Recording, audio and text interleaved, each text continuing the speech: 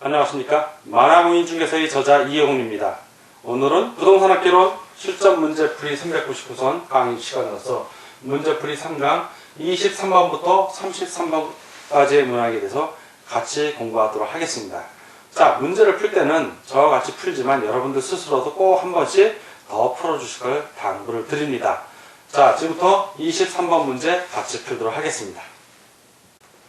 23번 부동산학의 4대 일반 원칙은 무엇인가? 4대 일반 원칙 그러면 능한 경공이 떠올라야 됩니다. 자, 1번부터 볼까요? 능률성의 원칙, 안전성, 경제성, 공정성. 자, 1번이 답이 되겠습니다. 이런 거는 바로 1번이 나오는데 나머지는 왜 우리가 좀 봐야 되냐면 그 외에 뭐 부동산의 뭐 권리분석 특별원칙, 감정평가 특별원칙, 뭐 부동산학의 지도 이념, 부동산학의 일반적인 이념 이런 것들이 있습니다. 그 부동산의 학의 일반적인 이념에는 효율성, 형평성, 합법성이 있는데 이 효율성, 형평성, 합법성 이런 것들은 바로 부동산학의 일반적인 이념이 되겠습니다. 자, 그리고 능률성, 안정성, 증거주의, 탐구성 이런 것들은 바로 권리 분석입니다. 권리 분석할 때 이거 꼭 필요합니다. 자, 그 외에 이제 뭐 능률성, 안전성, 전달성 그러면 감정평가입니다. 능률성, 안전성, 전달성 이럴 때는 감정평가하고 관련이 있고요.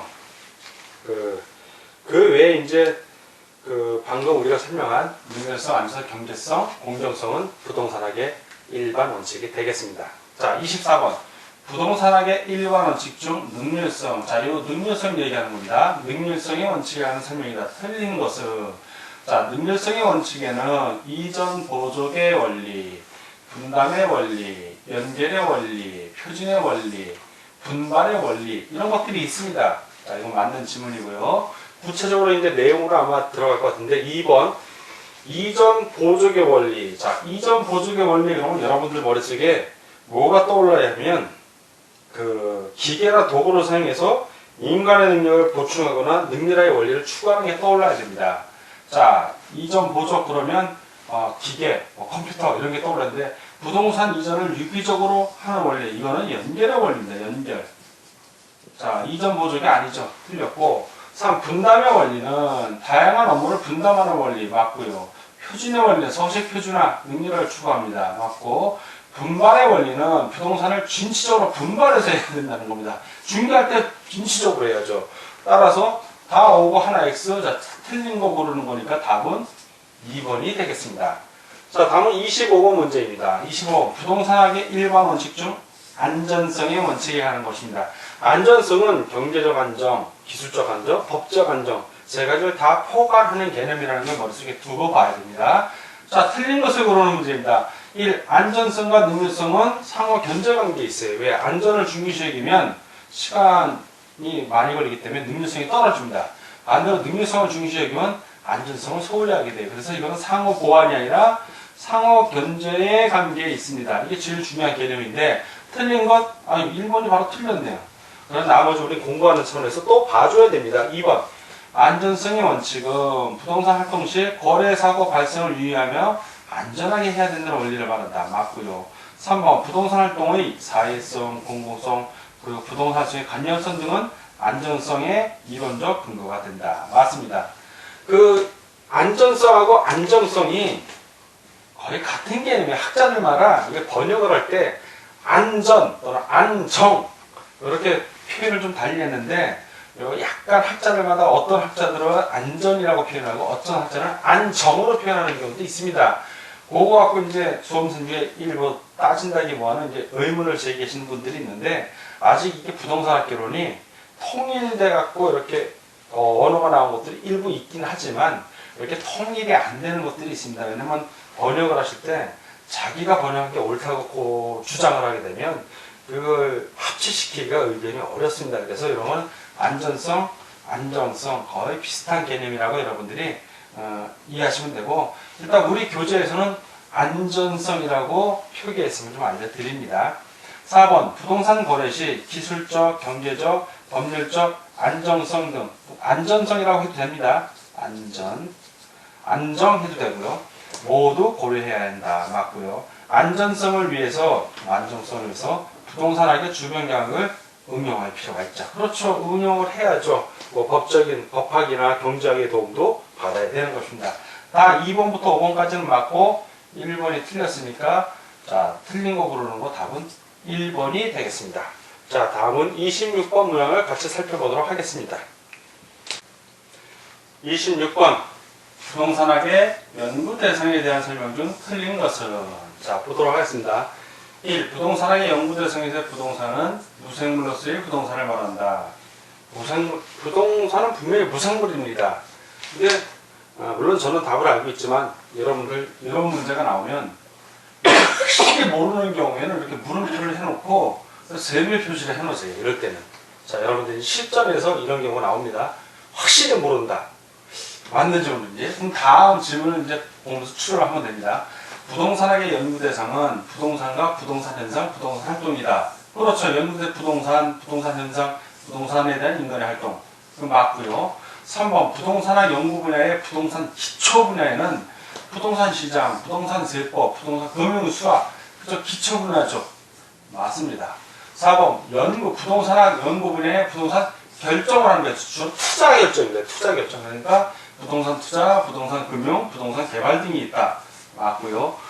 부동산학 연구 분야의 부동산 결정을 지원해 주는 거예요. 투자하는 거를 지원해 주는 거니까 부동산 관리라든가 부동산의 평가, 부동산 상담, 마케팅 지원해 주는 거죠. 마케팅을 하면서 또는 상담을 통해서 어떻게 투자를 해야 됩니다라고 지원, 어드바이스 하는 겁니다. 이건 맞습니다. 자, 나머지가 다 맞고 하나가 세모면 거의 그게 답일 가능성이 높습니다. 자, 여기서는 이 무생물이 아니라 생명의 현상을 지닌 부동산으로 봅니다. 그래서 어떤 현상이 나오냐? 부동산 현상 같은 게 나오는 거예요. 자, 답은 1번. 이게 틀린 지문인 겁니다.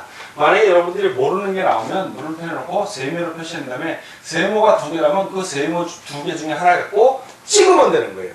찍어도 그렇게 찍어야지 그냥 무대뽀로 5개 중에 하나 찍으면 100% 틀립니다. 그거는. 자, 27번. 부동산학의 접근 방법에 대한 설명입니다. 틀린 것을 고르는 겁니다. 중점식 접근 방법, 어느 한쪽에 한 분야에 중점을 둔다는 얘기예요. 부동산과 부동산 활동의 특정 분야의 법률적 측면 또는 경제적 측면 또는 기술적 측면 등 전문 분야에 관한 중점을 두는 방식이다. 자, 맞는 얘기입니다. 중점, 어느 한 군데에 중점을 둔 거 맞고. 2번 의사결정 접근 방법. 의사결정이라는 거는 합리적인 의사결정이 대부분 이 경제학적 측면에서 나온 겁니다. 합리적 의사결정을 통해 이익의 극대화를 통해 행동한다. 맞습니다. 3번 법 제도적 접근 방법. 법 제도적 접근 방법은 부동산에 관한 이론적 기초를 부동산 소유권과 양도 등 법률적 제도적 측면에 두는 방법이다. 맞죠? 법 제도적 접근 방법이니까. 4번 종합식 접근 방법은 종합적으로 접근하는 거예요. 부동산을 기술적, 경제적, 법률적 측면 등의 복합 개념으로 파악하여 통일적으로 접근한다. 정확하게 맞는 질문입니다. 5번 현상학적 접근 방법은 부동산 활동에 내재하는 인간의 심리적 요인에 기초를 두고 부동산 활동의 본질을 규명하는 접근 방법이다. 이런 27번 문제 같은 게 알면 풀고 모르면 틀리는 문제들입니다. 자, 현상학적 접근 방법 그러면 인간주의 재앙력이 떠올라야 되고 인간의 심리적 요인 그러면 이건 행태과학 접근 방법입니다. 이건 인간의 행태가 인간의 심리적 요인에 있다 해서 행태과학이기 때문에 틀린 게 되겠습니다. 1번부터 4번까지는 맞고 5번이 틀렸기 때문에 틀린 것은 5번이 되겠습니다. 자, 28번 토지의 지목, 이용상황, 이용 목적 등에 따라 다양하게 분류됩니다. 토지는. 근데 지목에 따른 분류, 이건 사실 1, 2차 동시에 공부하는 사람들이 이 문제 쉽습니다. 이게 지목이니까 2차 시험 과목 중에 부동산 공시법령에 측량, 수로조사 및 지적에 관한 법률 나오는 지목이에요. 바로 28지목으로 나오죠. 28지목. 전답 과목해서 28가지 맨 마지막에 잡존재까지 나오는데 그걸 아는 사람들은 맞추고 모르는 사람은 참 어려운 문제일 수밖에 없습니다. 자, 유지. 답은 유지예요. 유지가 28지목 중에 하나에 해당이 됩니다. 유지가 19번 유지인데 나머지 택지, 나지, 공지, 맹지 이런 것들은 부동산 학상, 우리 학문에서 이제 분류를 하는 겁니다. 택지 그러면 주거지, 주거용지, 상업용지, 공업용지를 얘기하고 주상공. 나지는 건물이 없는 거예요. 그리고 공지는 비어놓은 땅, 그 건물에 있어서 건폐율 때문에 비어놓은 땅을 얘기하고, 맹지는 도로하고 접하지 못하는 땅을 말합니다. 자, 28번, 29번. 토지의 용어에 대한 설명 중 틀린 것은, 맹지는 타인의 토지에 둘러싸여 도로에 접하지 못하는 토지로서, 맞죠? 병합 분할을 전제로 평가한다. 그렇죠. 토지가 있는데 도로에 딱 접해야 되는데 도로가 멀리 있어. 도로에 이제 접하지를 못하고 있어요. 그러면 도로에 접한 땅과 병합이 되든가 다른 땅들과 합쳐져야 되는 걸 전제로 평가를 됩니다. 맞는 얘기고요. 이 유휴지는, 자, 유휴지, 쉬고 있는 땅이죠. 유휴지. 유휴지라는 거는 개발해야 될 토지인데 개발하지 않고 방치한 거예요. 이건 유휴지. 그러면 방치한 토지라는 게 떠올라야 돼요. 방치.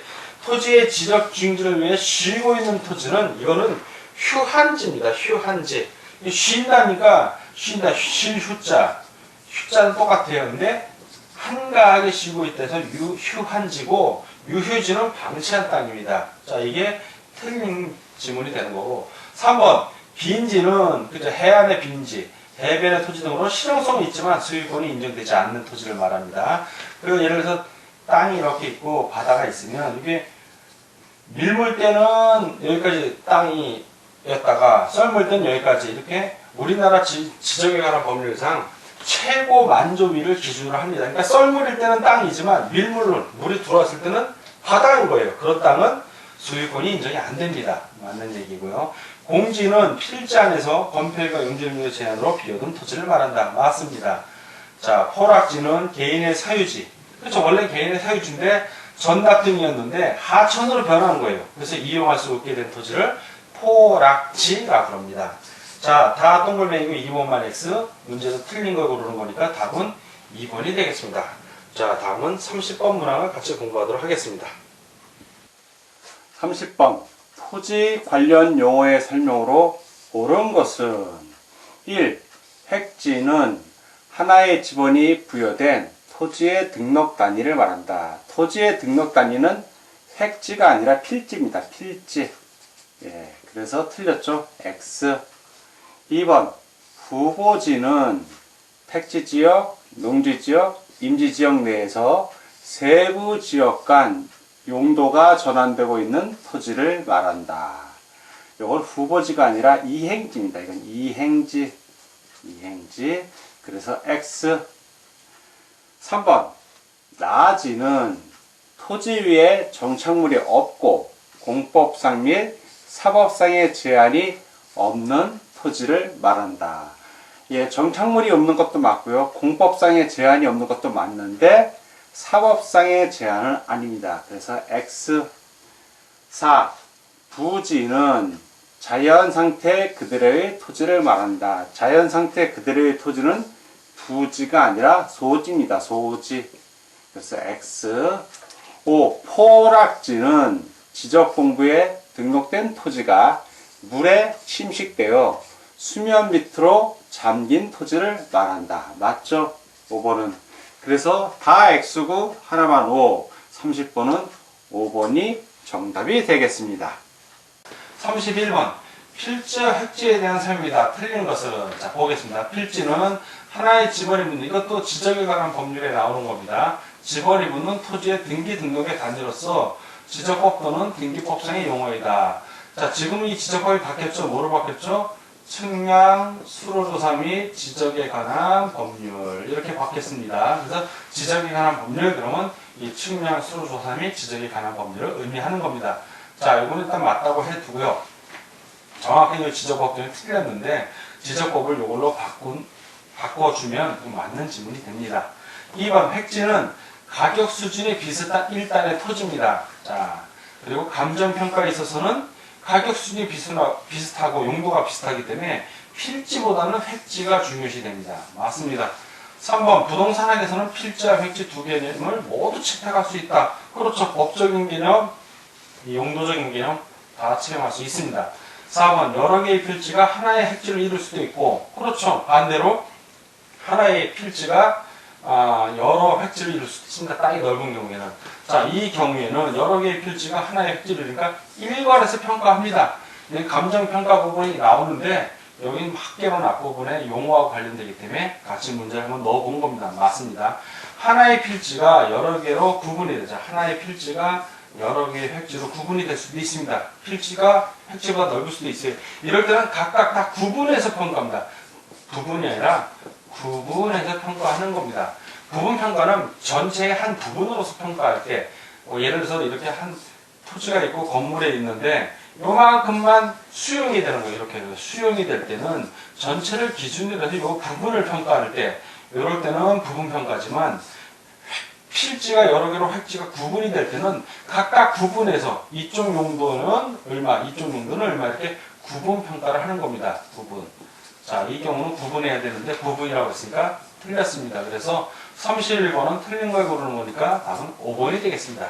자, 다음은 32번 문제를 같이 풀도록 하겠습니다. 32번. 다음은 주택의 분류에 대한 설명이다. 틀린 것은 자, 주택 분류는 건축법에 나오는 내용입니다. 건축법에 자세하게 나오는데 부동산학개론에도 가끔가다 이런 문제들이 나오는 것은 주택이 워낙 중요하기 때문에 그렇습니다. 그래서 1차, 2차 동시에 시험 보는 사람들은 이런 문제를 그냥 거저 먹는 거고 1차만 공부하는 사람들은 참 어렵다고 느낍니다. 저도 물론 그렇게 느끼지만 그래서 웬만하면 1차, 2차를 동시에 공부할 것을 여러분들이 권하는 편입니다. 자, 1번. 연립주택이란 동당, 한 건물 하나를 동이라고 표현합니다. 건축 면적이 660제곱미터 초과입니다. 초과. 그리고 4계층 이하인 주택을 말한다. 660제곱미터보다 작은 경우에는 이제 다가구 주택입니다. 다세대나. 자, 이게 틀렸고 답은 1번이 됩니다. 이럴 때는. 알면 바로 맞추고 모르면 틀리는 문제들입니다. 아파트는 면적하고 상관이 없으면 5계층 이상 공동주택인데 5층이 넘어가. 그러면 아파트가 되는 겁니다. 규정상. 다가구 주택은 19세대 이하고 구분세권 등기가 불가능. 그렇죠. 다가구, 다세대는 가능한데 다가구는 한 사람이 소유한 겁니다. 그리고 바닥면적 합계가 660 이하 3계층 이하 주택 맞습니다. 단독주택은 한 건물에 한 세대가 거주하는 주택 맞고요. 다중주택이라고 있어요. 이건 주로 기숙사나 뭐 이런 거 생각하면 되는데 학생 또는 직장인 등의 다수인이 장기간 거주할 수 있는 구조로 된 주택으로서 연면적 330제곱미터 이하의 3층 이하의 주택을 말합니다. 기숙사가 아닌 겁니다. 자, 330제곱미터 이하인 3층 이하의 주택. 그리고 예를 들어서 방 안에 하나의 방이죠. 다중주택 방이 여러 개 있다면 그 안에 화장실 같은 건 있을 수 있습니다. 그렇지만 독립돼서 욕실 같은 건 있을 수 있지만 독립돼서 취사 같은 거, 취사를 할 수 없는 거.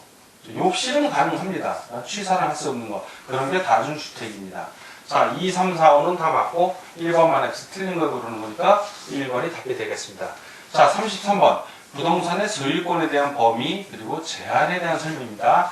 틀린 것은 자, 이런 거는 좀 깊이 있는 문제들입니다. 이런 건 어렵다고 느낄 수도 있지만 의미만 알면 크게 어려운 건 아니에요. 낯선 용어들이라서 힘들어하는데 1. 부동산의 소유권의 공간적 범위. 자, 땅이 있으면 지중, 지하, 지표 다 해당이 되죠. 자, 지표권, 땅, 지하권, 공중권 이런 것들이 있죠. 맞는 얘기고요. 부동산의 소유권에 아까 공간이었고 이번 내용적 범위에는 내가 점유할 수 있는 권리도 있고 사용할 수 있는 권리도 있고 처분할 수 있는 권리 맞습니다. 소유권은 내용적으로 그렇습니다. 3. 부동산 소유권에 공적인 제한, 즉 공공기관으로부터 제한을 받는 거예요. 뭐 경찰권, 경찰이 압수수색 영장 갖고 와서 문 열라고 하면 열어야 됩니다. 수용권, 공공사업을 위해서 공공에 수용하겠다고 물론 보상금은 다 줍니다. 과서권, 토지에 대해서 과세를 하고 귀소권, 누구의 귀속이 되는지 그런 것들이 있습니다. 4번 부동산의 소유권의 사적인 개인적인 제한들이죠. 내가 저당을 설정한다고 할 때는 저당권, 그렇죠. 유치권, 지역권, 제한 특약 등이 있다면 그런 건 사적인 개인적인 제한입니다. 맞습니다. 5번 부동산의 소유권은 정당한 이익의 범위 내에서 사유권을 행사할 수 있고 공적 제한을 받죠. 아까 말한 대로 공적 제한을 받는다고 그랬습니다. 받지 않는 게 아니라 부동산의 소유권은 공적 제한을 받습니다. 예를 들어서 내가 주거용지라 하더라도 자, 내 토지가 있다고 해서 무한정 건물을 높게 질 수는 없는 겁니다. 일정한 용적률과 건폐율의 제한을 받기 때문에 일정 높이 이상으로는 질 수 있다 없다 없어. 그렇게 결국 공적 제한을 받는 겁니다. 틀렸죠? 다 오고 하나 X 틀린 거 고르는 거니까 답은 5번이 되겠습니다. 자, 33번의 답은 5번이 되겠습니다. 자, 오늘은 부동산학개론 문제풀이 세 번째 시간으로서 23번부터 33번까지 같이 풀어봤습니다. 항상 문제를 풀 때는 저와 같이 보는 화면을 시간이 없는 분들은 그냥 화면만 쭉 보시면서 자기가 공부한 거를 리뷰 다시 한번 떠올리셔도 되고 시간이 되시는 분들은 꼭 이 강의 끝난 다음에라도 한 번씩 스스로 문제풀이를 꼭 해주시길 부탁드립니다. 정 바쁘신 분들은 이 문제풀이 강의를 2번, 3번 반복해서 시청하셔도 많은 효과를 올릴 수 있습니다. 자, 오늘 공부하느라고 수고하셨습니다. 다음 시간에 뵙겠습니다. 감사합니다.